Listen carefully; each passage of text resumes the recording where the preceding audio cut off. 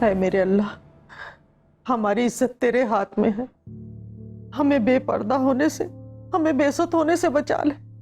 इज्जत और जिल्लत के फैसले तेरे हाथ में है। हमारी इज्जत बचा ले मेरे अल्लाह, हमारी इज्जत बचा ले।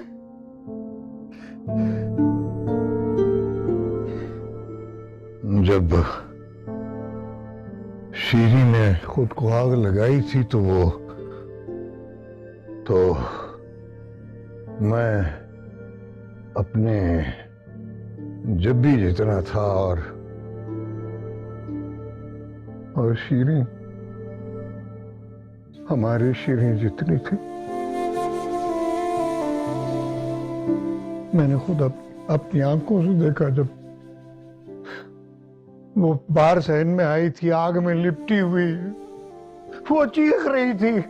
मैंने भी उसके साथ चीखना शुरू कर दी। फिर अम्मा आई, फिर अब्बा आए, फिर भाई आए, फिर सारे चीखने लगे। मैं भी उनके साथ चीख रहा था। हम चीख रहे थे सब। और फिर शीनी खामोश हो गई।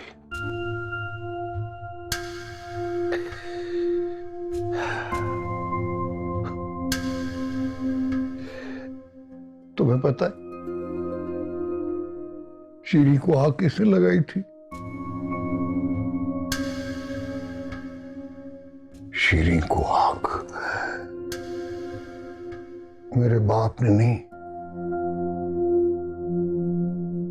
मेरी मां ने लगाई थी। बाप तो अपने औलाद की दुश्मन नहीं होती, माएं दुश्मन होती है, जैसे तुम हो। मैं?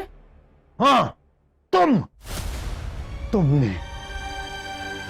तुमने अपनी बेटी को जहन्नुम में झोंक दिया। वो लड़का तुम्हारी गोद में बैठकर तुम्हारी बेटी को अजियत देता रहा, वो उस पर हुक्म चलाता रहा और तुम देखती रही। और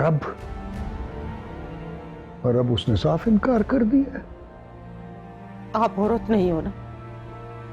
जब एक औरत दूसरी औरत को जन्म देती है ना, तो उसकी जिंदगी को जहन्नुम बना दिया जाता है। आपकी मां से लेकर मेरी मां तक हर कोई आंखों ही आंखों में मुझे संसार करता था, और मैंने खुद को उस बच्चे के पीछे छुपा दिया। जब तक जिब्रान नहीं हुआ, मर्द को तो कोई कुछ नहीं कहता ना, चाहे वो किसी की बेटी को भी गोद क्यों ना ले ले। हो सकता है कि मैंने बेटे की हवस में झोंक दिया अपनी बेटी को, मगर आपने किस चीज की हवस में अपनी गोद बांट दी? उसकी बातों में ऐसी कौन सी तासीर है कि आपकी आंखें ही बंद हो जाती हैं? वो ठीक कहती है कि नीयत से इज्जत मिलती है।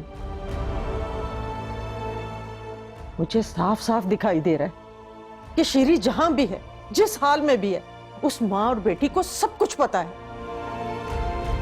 और फिर भी आप ना उनका गिरेबान पकड़ते हैं और ना किसी और को पकड़ने देते हैं।